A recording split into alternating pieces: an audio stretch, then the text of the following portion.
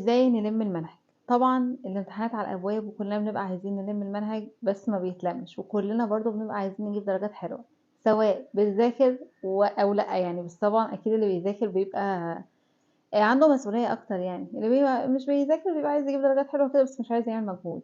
بس الفيديو ده للناس اللي عايزه تعمل مجهود وفعلا عايز يجيب درجات حلوه او يغير من نفسه، يعني انت شايف نفسك اللي هو حاسس انك واقع بس عايز تتطور وتتحسن وفعلا تجيب مجموع وتبقى زي الناس الشاطره اللي هناك دي.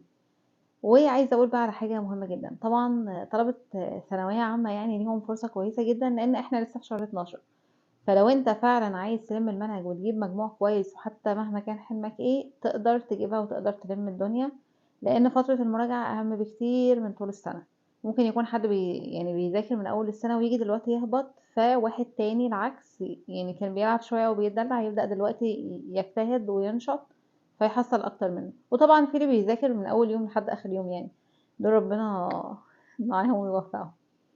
المهم إن الفرصة أكبر لثانوية عامة، طبعًا أنا عارفة إن منهجهم تقيل جدًا وكبير ومحتاج حل ومحتاج حوارات، بس أنت عندك وقت. يالّا ندخل في الموضوع على طول. وطبعًا لو حد عنده مشكلة عايز يقولها أو كده أو ياخد نصيحة يقول في الcomments والناس عشان تفيد بعض يعني، وما تنسوش اللايك والشير والسبسكرايب. أول حاجة علشان تلِم المنهج، ولنفرض إن إحنا قدامنا أسبوعين وخلاص ما عادش في وقت، وأنت برضه عايز إيه تعمل اللي عليك كده، هو طبعًا كله بتوفيق ربنا، بس أنت لو بدأت تجتهد وتعمل اللي عليك ربنا إن شاء الله هيوفقك وهينوّر بصيرتك يعني. وممكن أصلًا يعني ساعات الواحد بيذاكر حاجة معيّنة تلاقيها هي دي اللي جات، واحد تاني ممكن يذاكر ومهما يعمل عادي ما تجيش يعني. فكله توفيق ربنا إن شاء الله، المهم بس الواحد إيه يكون عنده كده نيّة إن هو فعلًا يقوم يعمل اللي عليه. المهم أول حاجة معانا لازم تعمل جدول، لازم تعمل جدول. إحنا دلوقتي زي ما بنقول لو عندي أسبوعين، لازم تعمل جدول كل المواد تقعد تذاكر، يعني تذاكر المواد دي فيها وتشوف بقى ولنفرض مثلًا العربي عندي كذا درس، نصوص، قراءة، مش عارفة إيه، نحو، تقعد بقى تعمل جدول وتفصص، يعني تشوف المادة دي فيها إيه، إيه الحصر بتاعها، تشوف كام درس مش عارفة إيه، ممكن يطلعوا 20 درس، تقعد بقى تعمل حصر وتشوف أنا النهارده هتقسمهم.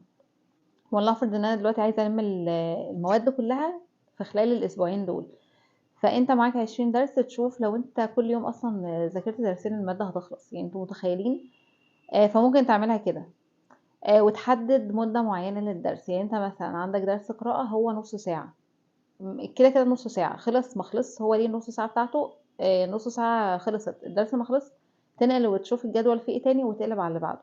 طبعًا هتدخّل بقى أنت لو عايز حاسس إنك الدنيا مش تمام في كل المواد ممكن تحط كل المواد كل يوم، بس زي ما قُلنا كل حاجة ليها المدة بتاعتها. وناخد بالنا من حاجة على فكرة، الجدول عشان تحط الجدول ده هياخد منّك وقت وهياخد منّك مجهود، علشان أصلًا زي ما باقول هتحصر المواد تشوف كل مادة فيها كام درس، فيها كام كذا، أنت أصلًا إيه اللي أنت محتاج تقعد اللي هو تزوّده في المذاكرة، في حاجات تانية ممكن تبقى سهلة عليك أو مادة بتحبها أكتر فتبقى سهلة، أكيد يعني مش كل المواد هتبقى أنت واقع فيها، ولنفرض أنت معاك 5 مواد يعني. فاهمين؟ يعني في مواد بتبقى حاسة إنها عايزة مجهود شوية، فدي ممكن تتّك عليها فتخلّيها طول أيام الأسبوع. ممكن مادة تانية تكون سهلة بالنسبة لك فأنت تمام، ممكن تخلّيها 4 أيام، عايز تخلّيها الأسبوع كلّه بحيث إن أنت تخلّصها وتبدأ تراجعها تاني وهكذا. المهم إن إحنا نحاول نبدأ ونعمل جدول، بس يكون جدول واقعي، ما حدّش بقى ييجي إيه، يعني يسرح بخياله ويقعد يحُط حاجات مش موجودة في الوجود وإن أنت هتخلّص المادة كلّها وتدغدغ الدنيا. وطبعًا حسب كل واحد يعني هو قدراته إيه وكده، يعني لو أنت فعلًا واحد متعوّد على المذاكرة فأنت فاهم أنا باقول إيه وهتعرف تحط الplan بتاعتك وأنت أصلًا already هتبقى حاططها. لو أنت بقى لسه جديد معانا يا باشا، فما تقعدش تحط حاجة فوق سقف التوقعات بكتير علشان ما تحبطش، فما تعملش أي حاجة، فاللي هو مش اللي هو ممكن تلتزم يوم وبعد كده بقى تنسى، لأ أنا عايزة حاجة واقعية. لو أنت واحد بتذاكر ساعة ساعتين في اليوم، حاول تخلّي الجدول بتاعك 4 ساعات. هيبقى طبعًا load بس إحنا عايزين نلتزم، هم أسبوعين وهنخلّص، لو أنت فعلًا نيّتك إن أنت عايز تذاكر وتلتزم، تمام؟ ما حدش بقى ييجي يقول لي هاذاكر 10 ساعات وأنت أصلًا ما بتذاكرش، تمام؟ وما حدش بقى تاني يستنصح ويعمل نفسه ناصح وإيه، أصل في ناس اللي هو مثلًا عنده درس يقعد يحسب لك الدرس ده من وقت المذاكرة، اللي هو بُصّوا إحنا مش عايزين دي كوميديا دي.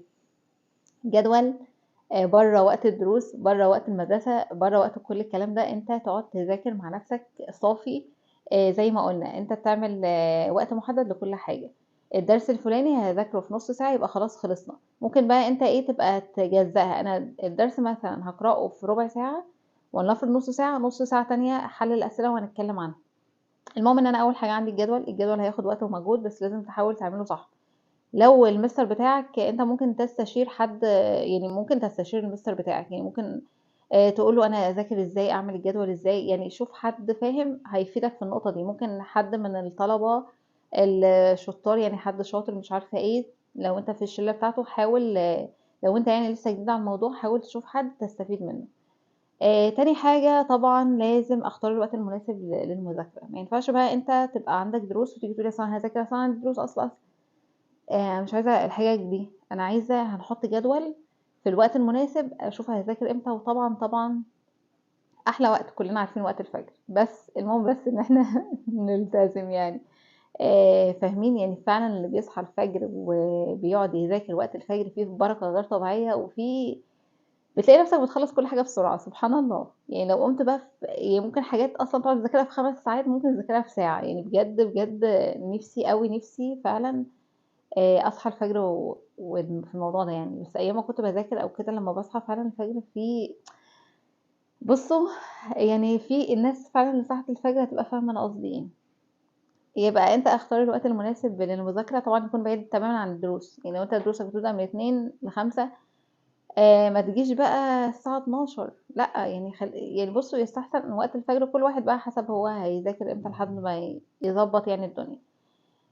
تالت حاجة طبعا لازم لما اجي اذاكر لازم يكون الدرس بتاعي عبارة عن سؤال وجواب. لازم اكون عارفة ايه هي الاسئلة اللي بتيجي. يعني ما ينفعش اقعد اقرا مع نفسي واقعد ادش وخلاص وانا اصلا مش فاهمة ايه السؤال او الدرس ده اسئلته ايه، او اقعد اذاكر مهما اذاكر واجي احل كله زفت. فاهمين؟ اللي هو انا اصلا مش متخيلة السؤال ولا عارفة السؤال ايه اجابته، مش رابطة الدنيا ببعض.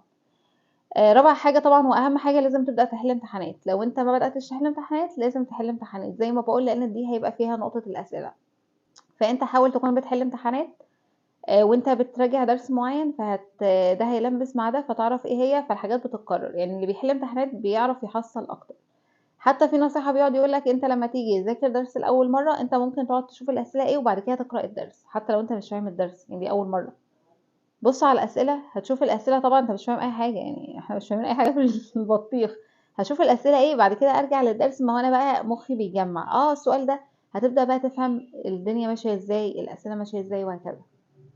خامس حاجة ومن الحاجات المهمة جدا جدا، ابعد عن اي مشتتات. ما تجيش تقولي انا بذاكر على الموبايل، اصل انا هقعد مش عارفة ايه، او الموبايل يبقى جنبك. ابعد عن اي مشتتات.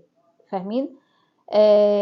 الموبايل بجد مشتت رهيب جدا جدا. مفيش حاجة اسمها اذاكر على الموبايل. يعني انا المذاكرة ورقة وقلم، تقعد تذاكر الكتاب، في حاجة اسمها كتاب، واحنا الحمد لله المنهج بينزل في الكتب.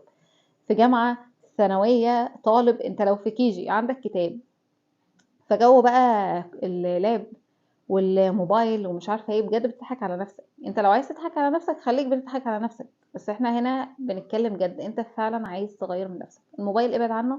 مش حاجه اسمها اذاكر على الموبايل الا لو بتسمع فيديو تعليمي. اقفل الواي فاي ونزل الفيديو واقعد اتفرج عليه، علشان اي حد بيجيله نوتيفيكيشن كلنا بنتشتت. هتروح تشوف النوتيفيكيشن هتتسحل هتنسى. فاهمين؟ في قصة كبيرة كده بيجيلي نوتيفيكيشن انا اصلا يعني حتى لما بمسك الموبايل ببقى عايزة اعمل حاجة بتنسى اصلا انت عايز تعمل ايه.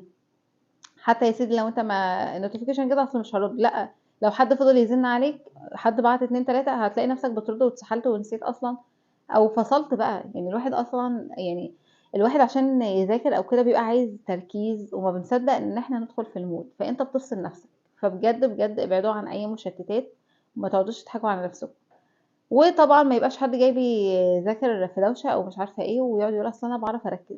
بجد طب ما تقعد في حته هاديه، يعني مش في حبكت بقى ان احنا نروح في الدوشه ونقعد نقول اصل انا بعرف اركز، اللي هو ده مش اختبار يعني معلش. روح اقعد في الركن البعيد الهادي واقعد كده افصل وذاكر بما يرضي الله.